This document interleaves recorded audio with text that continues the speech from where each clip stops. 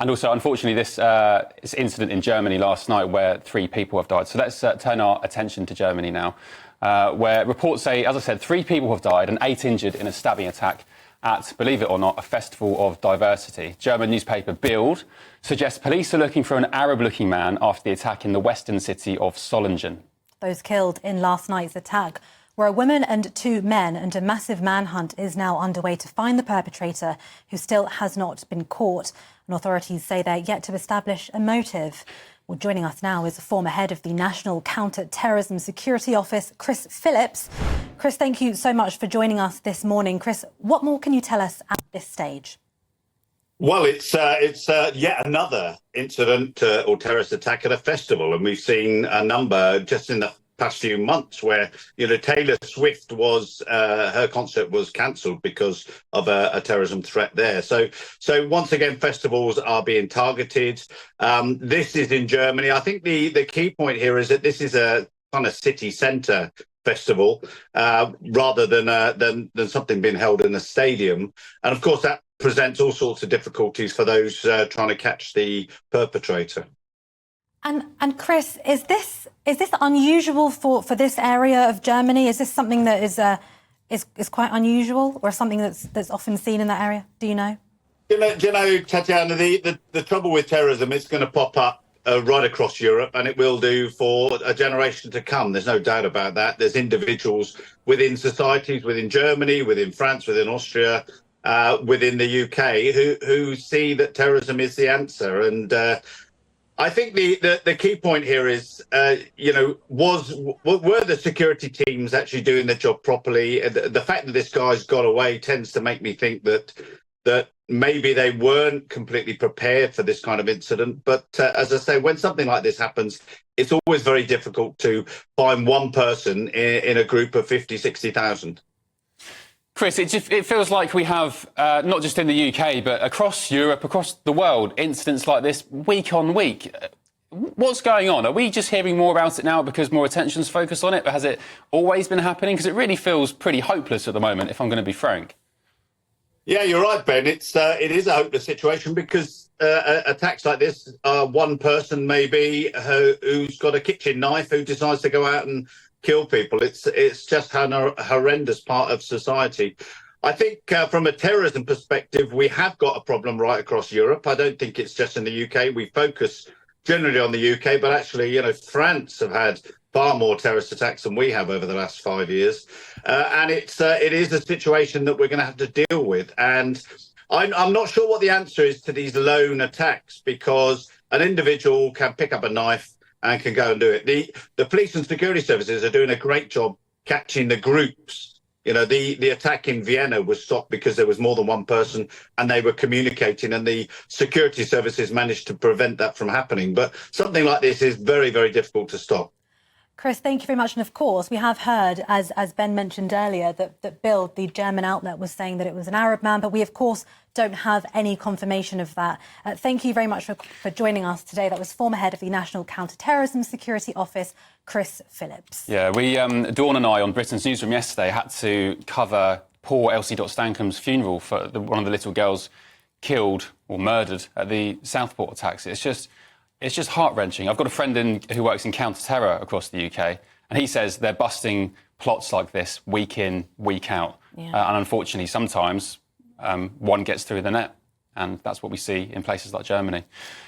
Yes, indeed. Well, now, to look through the papers for today, we are joined by Esther Stanhope and Lewis Oakley. Thank you very much for joining us. Morning, both. Good morning. So what have we got up first? Well, Esther, you said your daughter's in Germany. Yeah, I know. Where is she?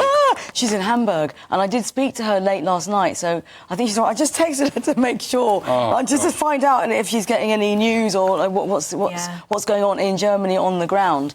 But luckily, I just looked at the map. It's quite far. Yes, and she definitely wasn't at that festival. Yeah. So, phew. Lewis, do you find it quite ironic that, of course, we don't know the motive yet. The police say they haven't found the suspects, but do you find it potentially ironic that this has happened at a festival of diversity, it's being called? I don't know about ironic. I think it's just scary and sad. As you say, there are these rise in these kind of attacks. And I think, I was actually watching a few 9/11 documentaries recently, and the kind of how the response has changed in the time since that, and how coordinated attacks and how they catch them. But this move to sort of lone wolf, just anyone with a knife or a car, it's so hard to catch them. They might not, if they haven't told anyone or they're not Googling certain things, you might not know that someone is literally about to do that. And so it just begs the question, like, how do we tackle it? Because we can't live like this. As someone that's got children growing up in the world, please, can we get this sorted and stop this kind of thing from happening? But it's so hard to figure out how we would do that. Esther? Yeah, I think it's really dangerous as well to say, we're looking for an Arab man. So immediately it becomes kind of possibly racism. It gets people riled up, looking for people. So you remember Jean-Charles de Menendez, the guy that was shot about 15 years ago? Brazilian chap. Yeah, in London, because everyone's so worried, like, oh, it's them, and people start pointing fingers and immediately jumping to conclusions, and that is not good generally for society. Well, in terms of a police report, this guy is on the run and he's just killed 3 people. So I would argue you do need to know what he looks like.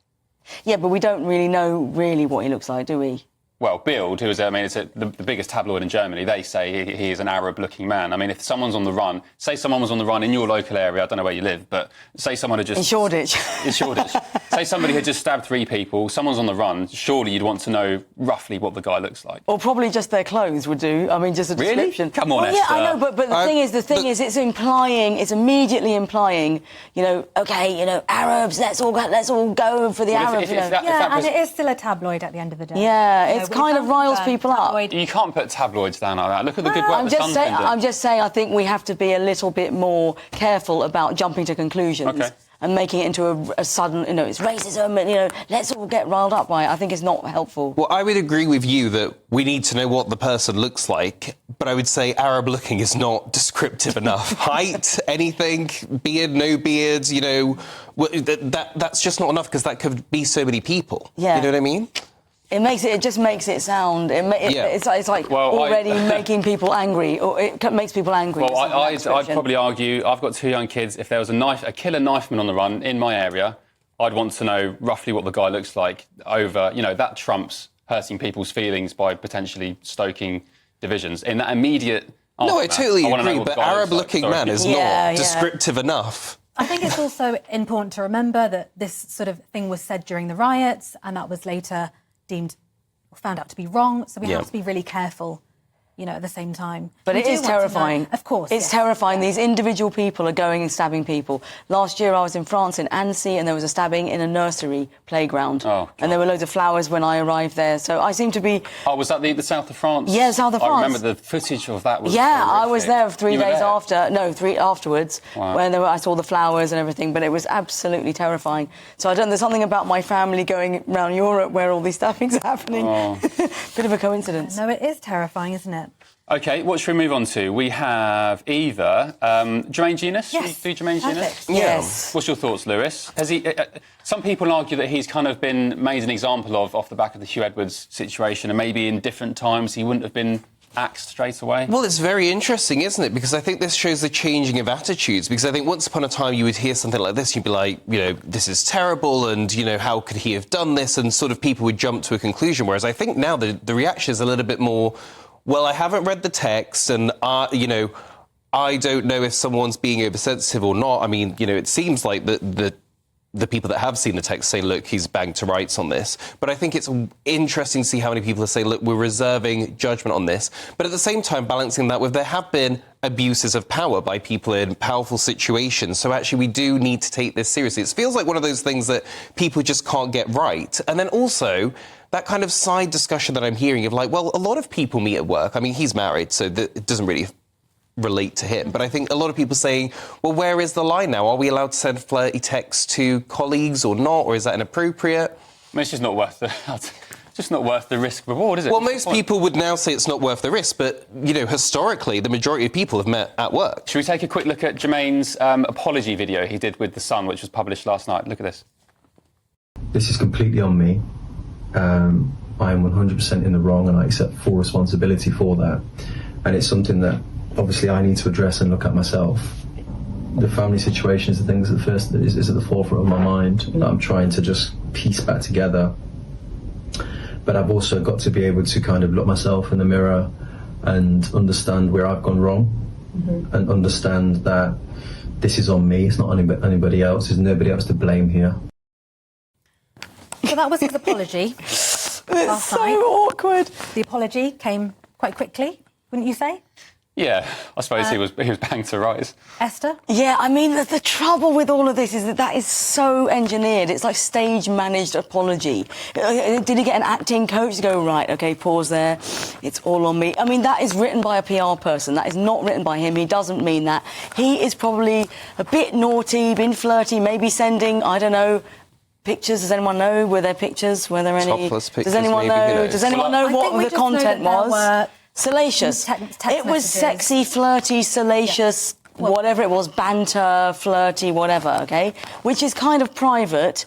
But then if you are the presenter and you've got these, fan clubs saying, oh, you're so good looking, whatever, and then you are going to abuse that because you're loving the attention. Do you reckon... It's all stage managed, and it's all a bit embarrassing and dirty and flirty, and the BBC are not very good at handling this. And I think it's all too. Don't you think it's kind of false? Yeah. I suppose he had no choice. It is kind of contrived. But I want to know, all of you, Tatiana included, is flirty text, is that cheating? Yeah. Yeah, I think a lot of people would You see mean that as sexting? Sexting. Is sexting cheating? What do you think, Ben? Oh, I think it definitely is, yeah. And I think Jermaine is a pretty silly boy because he's not done anything physical with these ladies, and yet all he's done is text, which is cheating, but he's thrown everything away for that. His career, he's betrayed his family, his kids, and it just seems like, what was the point, just for some text? But what I would say is on flirty text, I think it's definitely cheating if you're instigating, but I think sometimes people might send a bit of a half-flirty message back to kind of put it to bed, rather than making it how dare you have sent me this flirty text. I've definitely received, comments on my pictures on Instagram, and I've, I bet you been, have. what do you like? Which I guess is slightly flirty back, but at the same time, it's like, I'm not doing the flirt, I'm just kind of putting this to bed. I think there's a fine line between banter, taking it with a sense of humour, and then fully blown sexting. At what point is banter, sexting, and unfaithful? That's a good question, because I think there is a borderline, isn't there? And where does he go from here? Because he's lost all his jobs, his sponsorships and branding deals, etc. What betrayed his family? I think that's the biggest thing. Well, he needs to focus on his family first, and then I think podcast. Yeah. I mean, he could write a book. There's so many things he could do. I think he probably needs to regroup. And all this thing about, I've got to look at myself, a bit of self-reflection and maybe therapy or whatever. Does he really think that? I would like to point out that, just as an example that comes out the top of my head, Caroline Flack, if you'll remember, the Love Island presenter, the X Factor presenter, she took her own life. She went through something publicly, an argument with her boyfriend, and she took her own life. So I think, he may be going through... I know he's, may have brought this upon himself, perhaps, one might say. I don't know. Well, he hasn't killed anyone. He's going to be feeling quite stressed and down. I agree. And I think that in the culture we live in now, which is very cancel culture and you've done wrong and that's it, one of the things that I'm seeing there be more of a discussion on now is a path to retribution. A sort of, you've messed up, but actually being able to come back, and should one mistake cost you everything? And it's just not a realistic way to live. If we're going to say, you make one mistake, your family's gone, your career's gone, and that's it. People should be able to come back, but I think it's about proving that they've learnt their lessons. And I think making amends is quite important to that. So, for him, what can he do to make amends for this publicly? He needs to take his wife out for dinner, take his kids to Disneyland, and say, "I'm sorry for being a donut." That's what he needs to do. I do. Although it's all his making, I do feel sorry for Jermaine a little bit, because it's he's been a silly boy. He's paid the price, and And how many other people are doing that? Oh, probably is he loads. just an example of what the other footballers and presenters? What's everyone else up to? Okay. What do you think? Esther, Lewis, Who knows? thank you. You'll be back with us shortly.